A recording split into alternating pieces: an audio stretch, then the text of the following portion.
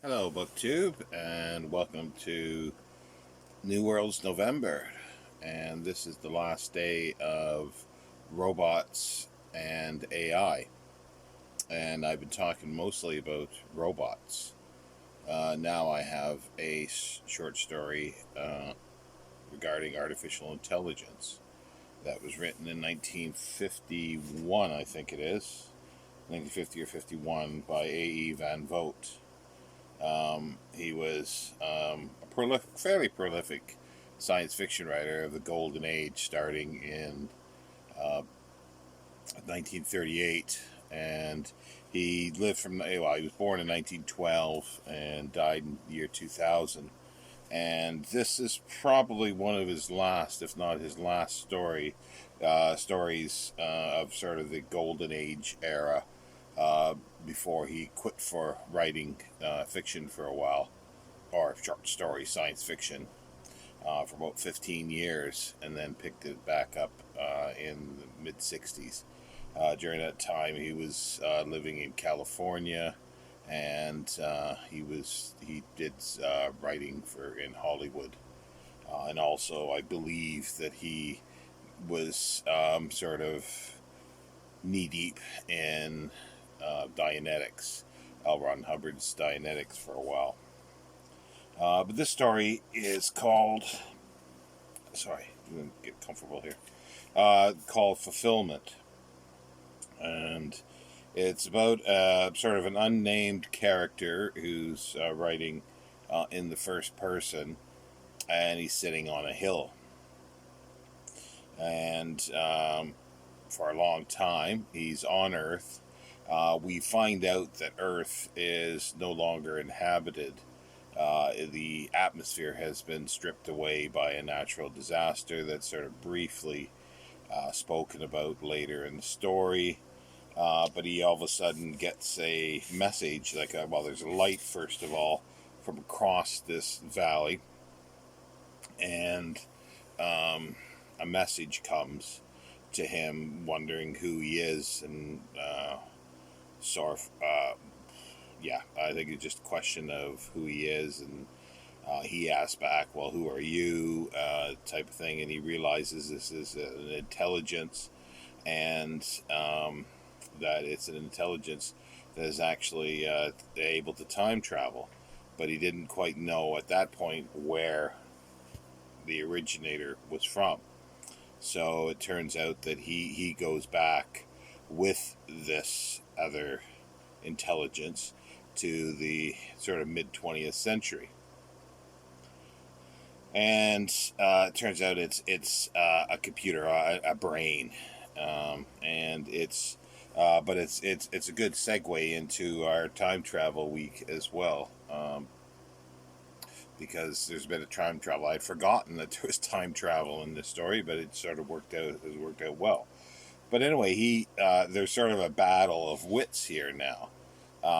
Each one wants to control the other, and then possibly control the Earth. Um, so uh, there's an engineer that had sort of been instrumental in creating this brain, and the woman who is in charge of this operation.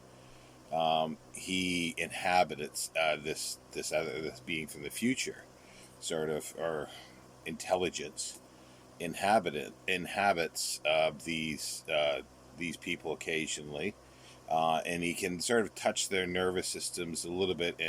But he's tried to sort of communicate with humans when he's gone back, and it was disastrous. They go insane and die, basically. So, uh, but he gets information. He's able to sort of see through their eyes and things like that. But he can't really communicate very well with them. But it transpires that this intelligence that he's trying to control, because the time travel aspect is himself. That he is the future of this brain.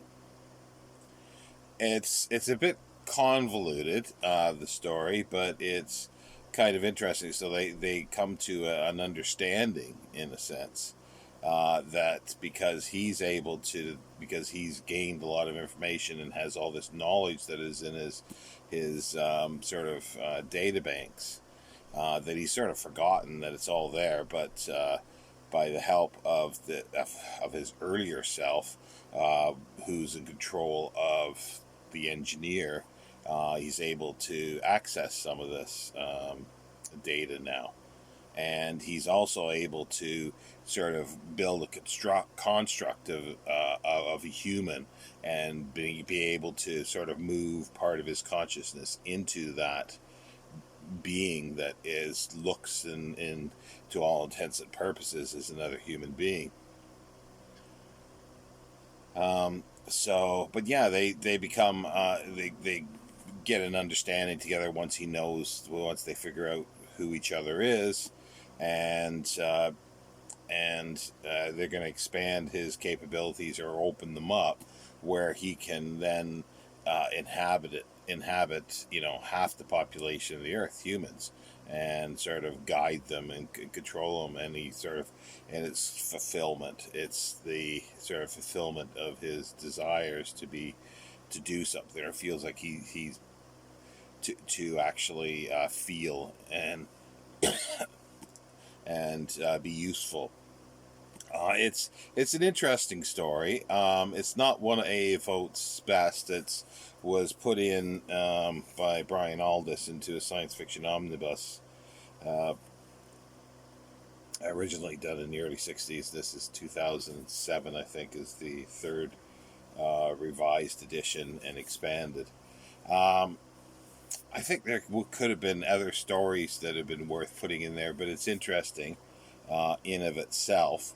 But it's not the greatest story. I do like A. Van Vogt, his Slan books, and World of Null A, and a bunch of others. I've read most of his novels, or at least his pre. Um, I was going to say pre 1970 novels, but I think I read some that he did later, because he did write right up. I think his last uh, book was written in the 80s. So, and I've read some of those. I'm quite sure I looked at a bibliography, and some of those looked familiar. But other short stories, I'm sure there could have been better ones to put in here.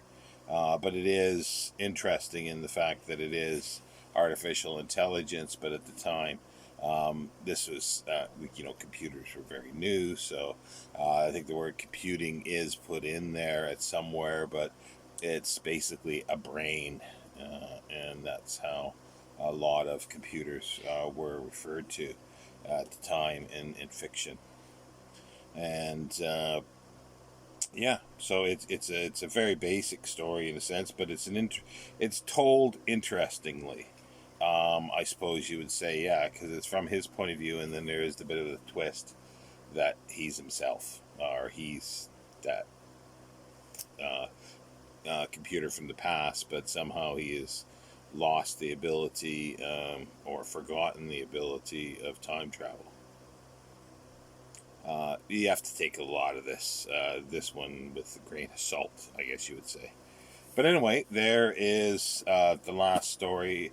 I had hoped to do um, Arthur C. Clarke's 2001 Space Odyssey for my book to film, but I've not been able to do that. I was able to read this yesterday, but it's only 30 pages, and I'm not sure. I still want to do the 2001, but it's going to be in a few days.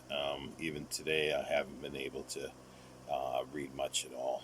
So, um, but hopefully for time travel, I can be back on track. Fingers crossed. If not, then it'll be an abbreviated week of for time travel. But I'll do my best. Anyway, I hope everybody's okay for the weekend, and I hope the weekend's getting better for everybody, if it wasn't so good at the beginning. But otherwise, I will see you next time, Book 2.